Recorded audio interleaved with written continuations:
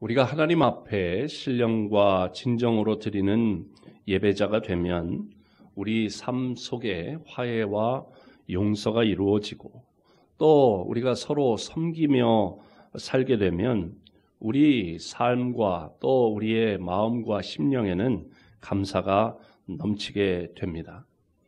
그런데 만일 화해와 용서 그리고 섬김과 감사가 우리 삶 가운데 이루어지지 않으면 그는 진정으로 하나님을 예배하지 않은 사람이고 예배에 와서 참여하고 돌아간다고 하더라도 성전들만 밟고 간 사람에 불과합니다.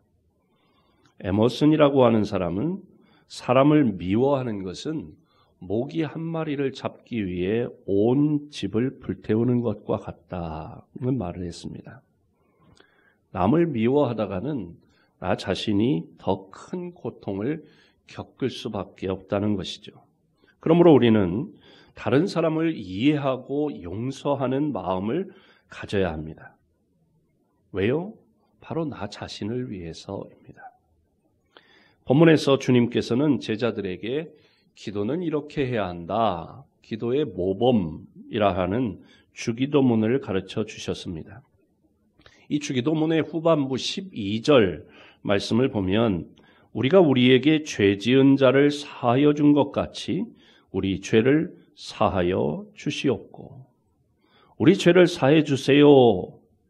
그 전에 우리가 우리에게 죄 지은 자를 사하여 준 것 같이 우리 죄를 사하여 주시라고 기도합니다. 또 주기도문이 끝나고 나서 14절, 15절에 보면 너희가 사람의 잘못을 용서하면 너희 하늘 아버지께서도 너희 잘못을 용서하시려니와 너희가 사람의 잘못을 용서하지 아니하면 너희 아버지께서도 너희 잘못을 용서하지 아니하시리라고 부연해서 말씀하고 있습니다. 그러므로 우리가 다른 사람의 허물을 용서하는 일은 그 사람뿐만 아니라 나 자신을 위해서도 매우 중요합니다.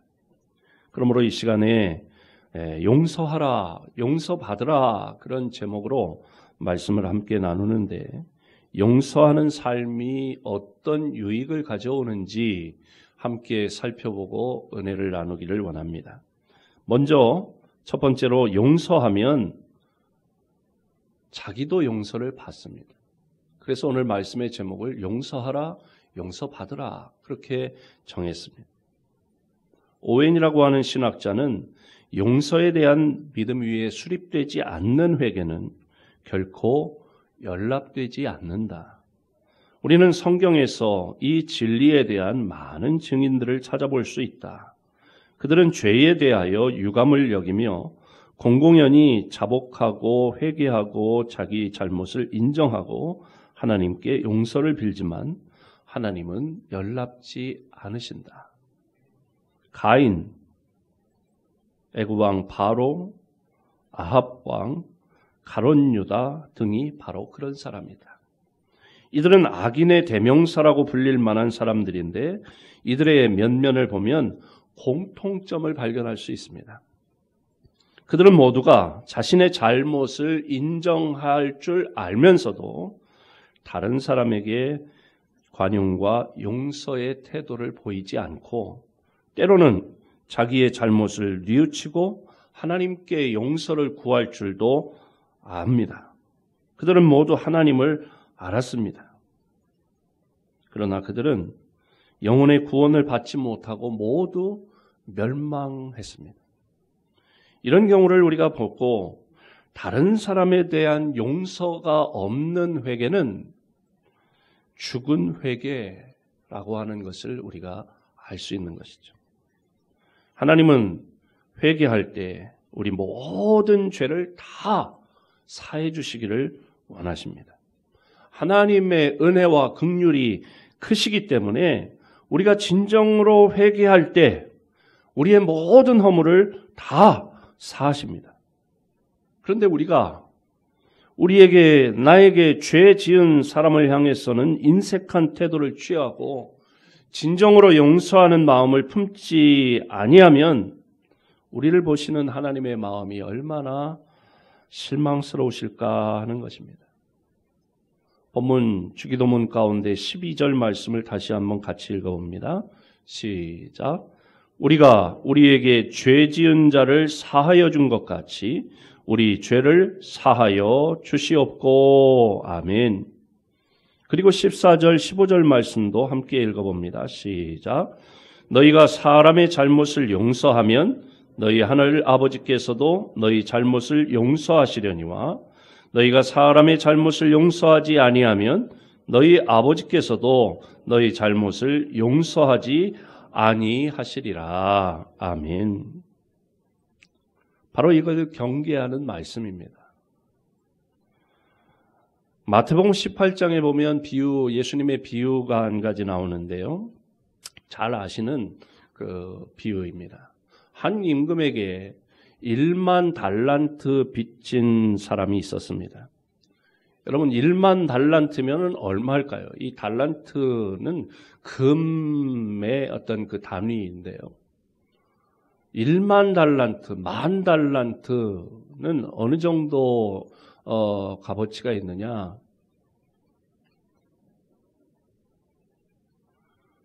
어떤 분 차가 오늘 제가 일부 예배 때 이렇게 올라오면서 그 계단에 이제 후문에서 올라오는 계단에서 어떤 분이 그래요. 이장로 차가 굉장히 비싼 차네? 그러는 거예요. 뭐가 비싸? 그러니까 두 분은 친구 사이입니다. 차가 51조던데? 그렇게 얘기하는 거예요. 번호판에 51조 뭐뭐뭐뭐 이렇게 들어가는가 봐요. 이야, 차값이 51조나 돼? 이렇게 얘기를 하시더라고요. 그래서 서로 웃는 이야기를 들었습니다. 1만 달란트는 얼마의 가치가 있느냐? 한 사람의 노동자가 20만 년 일해서 벌 돈입니다. 20년이 아니라 20만 년 일해서 벌는 돈. 그러니까 보통 사람이 그 빚을 갚을 수 있다 없다? 없다는 얘기예요. 그 빚을. 어떻게 갚겠어요? 20만 년 동안 일해서 갚아야 되는데. 그러니까 어떻게 되겠어요? 못 갚으니까? 돈을 빚졌는데 못 갚으니까 옛날에 어떻게 해요? 자기와 자기의 아내 또 자식들 모두가 다 종이 되는 거예요. 돈으로 못 갚으니까 몸을 팔 수밖에 없는 거예요. 그래서 노예로 살 수밖에 없게 됐어요. 그러니까 이 사람이 갚을 수는 없고 하니까 어떻게 되겠어요? 노예가 될 수밖에 없으니까 임금에게 사정합니다. 제발 제가 노력해서 어떻게 해서라도 한번 해볼 테니까 제발 좀 노예가 되는 건 면케 해달라고. 임금도 가만 생각하니까 딱 하거든요. 갚을 아무리 노력해도 월급 다 차압당하고 나면 굶어 죽을 수밖에 없는 그런 상황이 될 수밖에 없으니까 임금이 통 크게 탕감해 주었다는 거예요. 안 갚아도 된다. 그냥 너나 먹고 살 수 있도록 노력하며 살아라. 그렇게 이야기를 했어요. 그러니까 얼마나 기뻐요.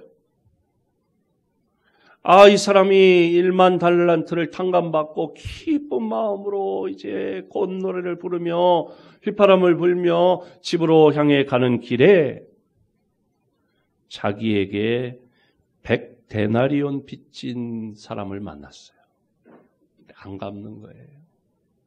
그러니까 멱살을 잡고 왜 빚을 안 갚느냐고 따져 묻고 그렇습니다. 그러면 여러분 100데나리온은 얼마의 가치가 있을까요?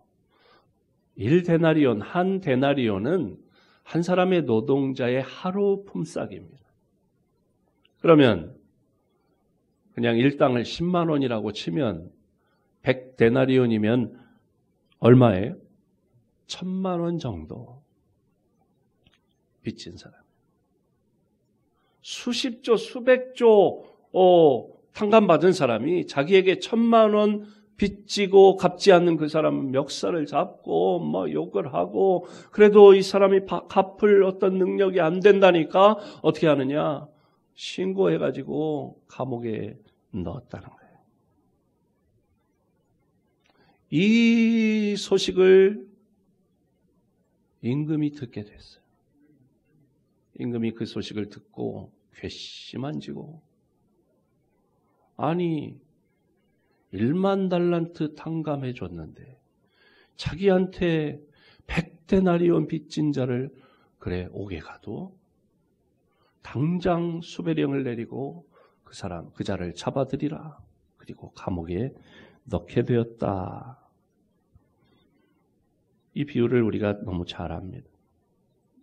우리가 다른 사람의 허물, 다른 사람의 실수를 용서하지 않을 때 하나님께서 이미 사하신 우리의 죄과를 다시 물으신들 우리가 무슨 말을 할 수 있겠냐는 것입니다. 그러므로 비록 나를 해롭게 한 이웃이, 친구가, 가족이, 동기간이, 성도가 있다 할지라도 용서해야 합니다. 우리가 용서를 많이 하면 할수록 하나님은 더욱더 우리를 귀히 여기시는 줄로 믿습니다. 결국 우리의 용서는 누구를 위한 것일까요? 나 자신을 위한 것입니다. 베드로전서 3장 9절에 이렇게 말씀합니다. 함께 읽어봅니다. 시작. 악을 악으로, 욕을 욕으로 갚지 말고 도리어 복을 빌라. 이를 위하여 너희가 부르심을 받았으니 이는 복을 이어받게 하려 하심이라. 아멘. 하나님 주시는 복을 끊임없이, 중단 없이 지속적으로 이어받으려면 나에게 악한 일을 한 사람을 악으로 되갚아 주거나 나를 욕한 사람에게 욕으로 되갚아 주지 말고 도리어 복을 빌어라. 그럼 어떻게 될까요? 쉽지 않은 일인데 그 쉽지 않은 이 일을 하면 어떻게 되느냐? 성경에 보니까 핀 숯을 그 사람 머리 위에 올려놓는 것과 같다. 지는 나한테 욕하고 뭐 해코지하고 나쁜 짓을 했는데 나는 자기에게 좋게 얘기하고 또 뭔가를 베풀어 주고 하니까 오히려 그 사람이 더 막 괴로워하는 거야.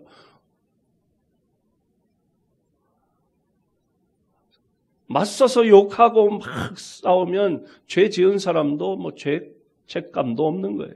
니나 내나. 그런데 욕하고 나에게 악을 행한 사람에게 내가 그렇게 갚지 않고 오히려 복을 빌어주고, 그럼 그 사람의 마음이 불편해지고 회개하게 된다. 그리고 하나님은 어떻게 하시느냐? 하나님께서는 우리에게 복을 지속적으로 주신다. 그렇게 말씀하고 있습니다. 또한 하나님께서 우리가 하나님 앞에 실수한 것, 허물, 죄 이런 것들을 또한 용서하시는 줄로 믿습니다. 두 번째로 용서하면 우리에게 평안이 옵니다. 일본의 유명한 신학자가 말하기를 죄악의 용서가 없으면 안팎의 평안이 없다.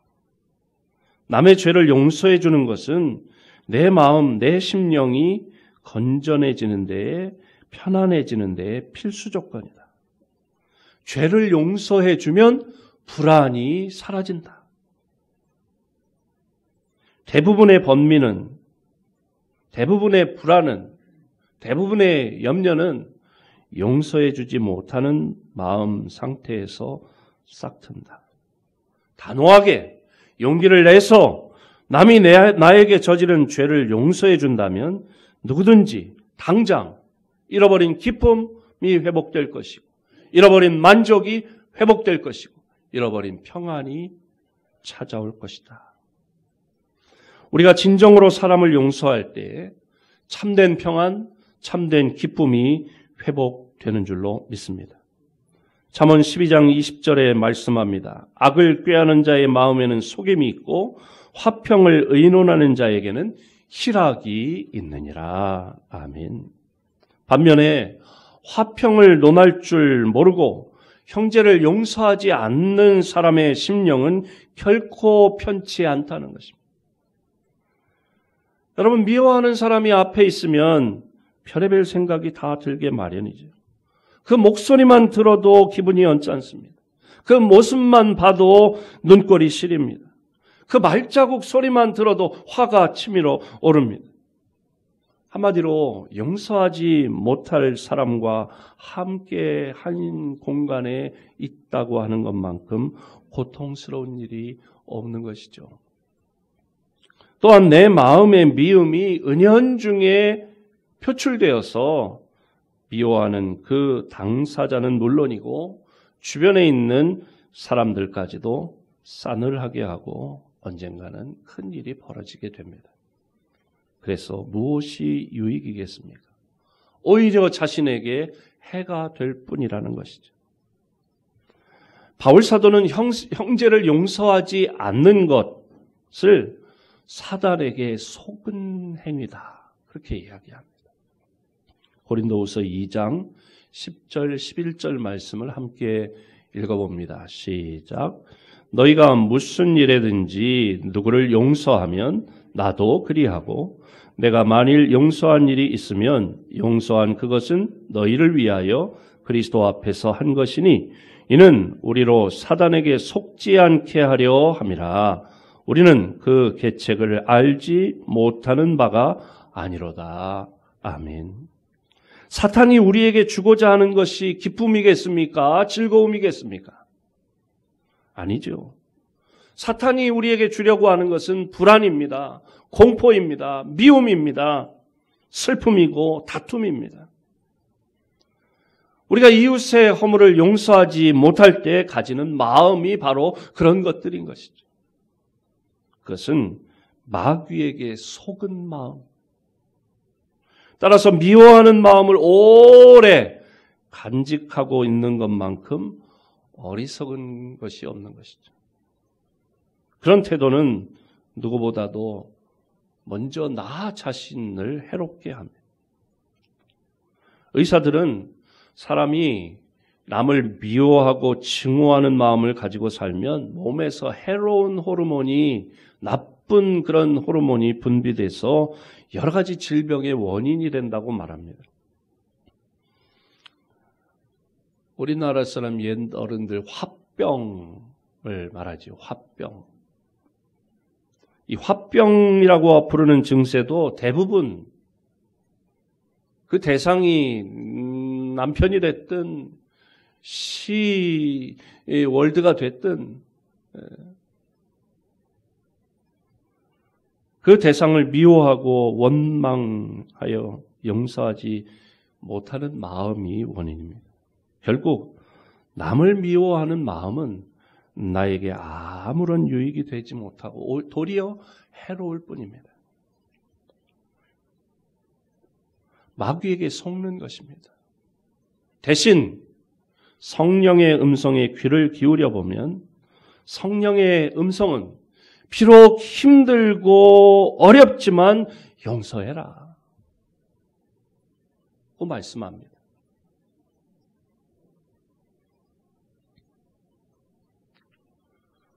코로나19로 답답하고 괴롭고 힘들고 어렵고 그러다 보니까 원망하게 되고 미워하게 되고 그런 마음들이 더 이렇게 많은 사람들을 이렇게 사로잡고 있지 않나 그런 생각이 들어 오늘 이 말씀을 준비했어요. 기도하며. 오늘 이 설교 말씀을 처음부터 들으면서 지금까지 목사님은 나한테 필요 없는 설교를 하시네. 나는 다 사랑하는데. 그런 분들은 계속 그렇게 사시기 바랍니다. 그런데 처음 말씀을 들으면서 지금까지 어떤 그 인간이 떠오르는 분이 계시다면, 누군가 어떤 대상이 생각나는 분이 계시다면, 오늘 해가 넘어가기 전에, 오늘 날짜가 19일에서 20일로 넘어가기 전에 오늘 찾아가 만나시든지, 요즘 코로나19 때문에 대면은 안 된다 그랬나? 그러면 문자라도 하든지 전화라도 하든지, 그 대상이 남편이든지 아내든지, 그 대상이 부모님이든지 자식이든지, 아니면 형제든지 동기간들이든지 친구든지 직장 동료든지 이웃이든지,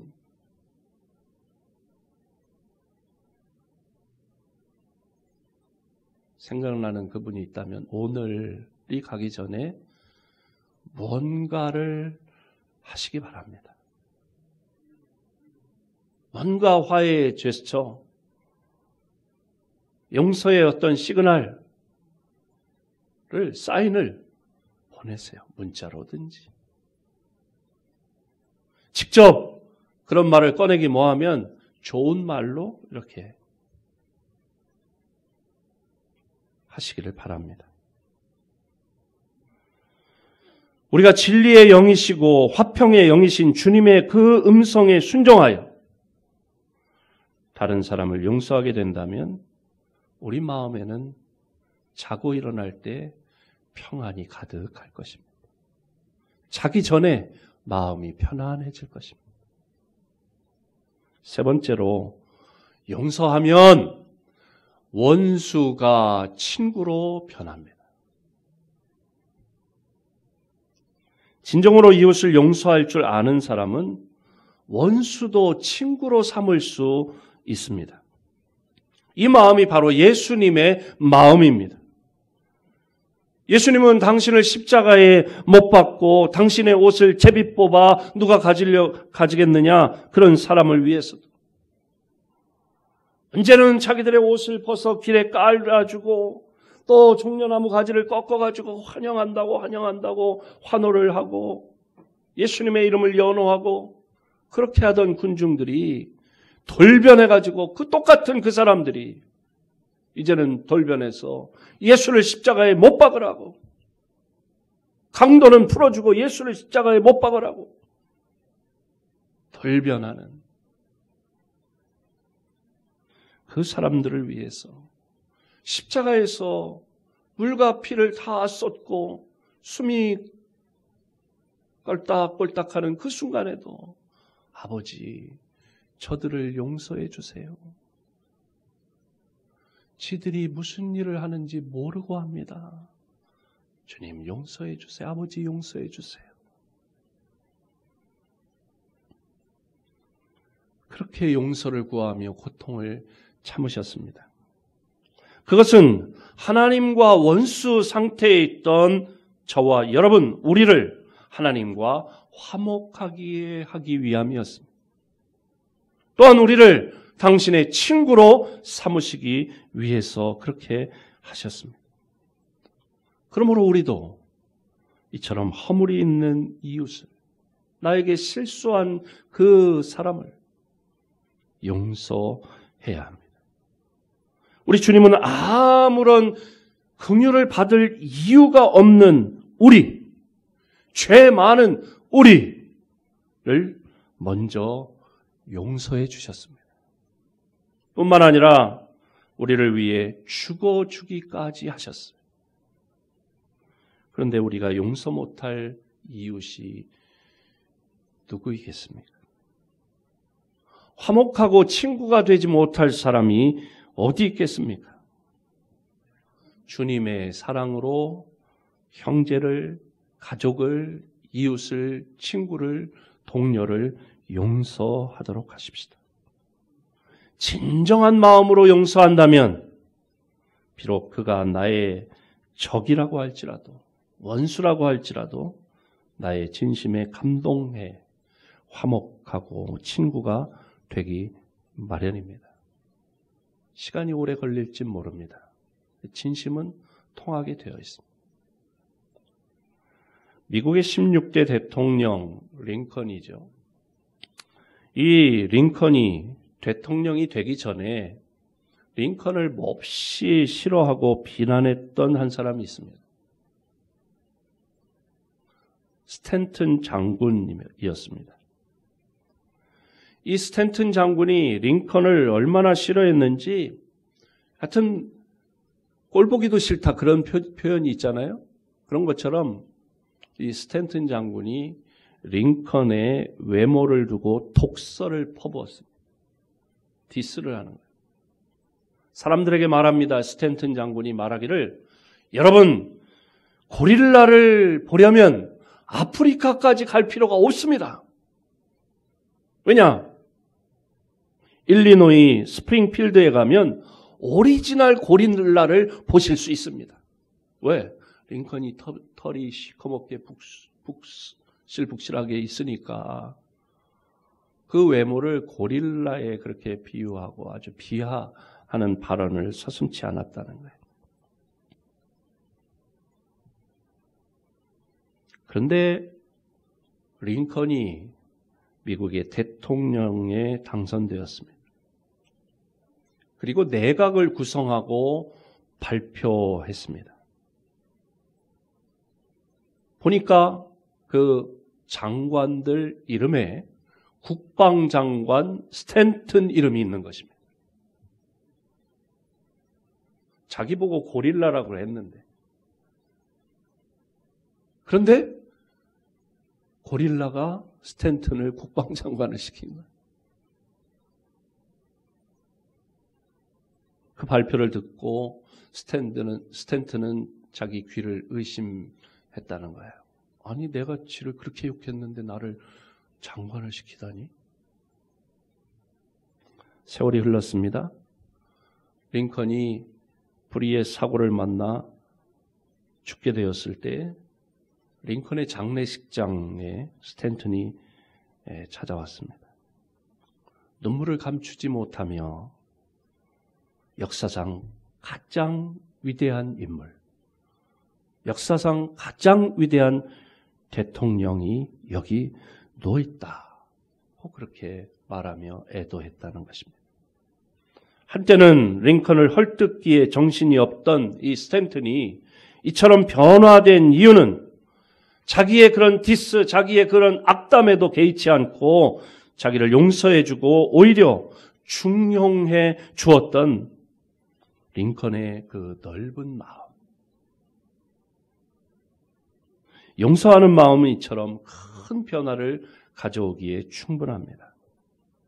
마태복음 7장 12절 말씀 잘 아시는 말씀인데 함께 읽어볼까요? 마태복음 7장 12절 시작. 그러므로 무엇이든지 남에게 대접을 받고자 하는 대로 너희도 남을 대접하라. 이것이 율법이요 선지자니라. 아멘. 이 말씀을 황금률이라고 그렇게 말합니다. 그렇게 말할 정도로 이 말씀이 중요한 이유는 서로의 권리나 이익을 생각하기에 앞서 나의 권리나 이익을 먼저 생각하기에 앞서서 먼저 내 이웃을 바라보고 선한 일을 하면 그 결과가 또한 선하게 돌아오게 될 것을 가르쳐주는 말씀이죠. 내가 용서받고 싶으면 내가 먼저 용서하고 내가 사랑받고 싶다면 내가 먼저 사랑을 실천할 때 나도 사랑을 받게 되는 것이죠. 그러므로 우리 성도들은 하나님의 자녀되었다고 예수 그리스도를 믿는다고 하는 우리 성도들은 이웃을 향해 먼저 손을 내밀고 먼저 용서하고 먼저 관용하는 태도로 사는 것, 그것이 참 하나님 자녀다운 삶이요, 그것이 예수 그리스도의 향기를 풍기는 삶이 되는 줄로 믿습니다. 우리가 하나님 앞에 이 시간 예배를 드리고 있습니다. 오늘 우리가 드린 예배를 하나님께서 받으시는 예배가 되게 하기 위해서 우리가 하나님께 기도합니다. 우리의 기도를 하나님이 기쁘시게 듣고 응답하시는 기도가 되려면 우리의 마음에 형제의 허물을 용서하는 마음이 있어야 한다는 것입니다. 오늘 우리가 신령과 진정으로 예배를 드렸다면 그것이 영상이 되었든지 성전에 와서 드리는 예배든지 신령과 진정으로 예배를 드렸다면 우리 마음에 형제에 대한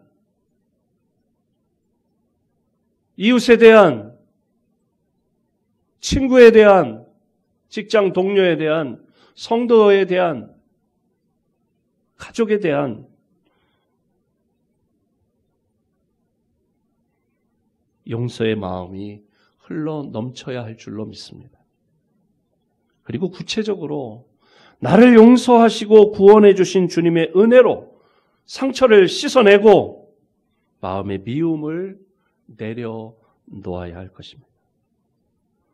그렇게 화해가 이루어지고 용서가 이루어진다면 그 사람은 오늘 예배에 성공한 것입니다. 참된 예배자가 된 것입니다. 그렇게 용서하는 사람의 마음에 기쁨이 있고 행복이 넘치고 평안이 찾아오고 감사가 넘치게 될 줄로 믿습니다. 주기도문을 목사님이 안 계실 때 축도로 예배를 마치지 못할 때 그저 예배 마치는 용도로만 줄줄줄줄 외울 것이 아니라 주님의 깊은 마음을 마음에 새기며 용서의 삶을 살아서 행복한, 평안한, 죄인도 원수도 친구로 변하는 그런 복을 누리시기를 주님의 이름으로 축복합니다. 하나님 감사합니다.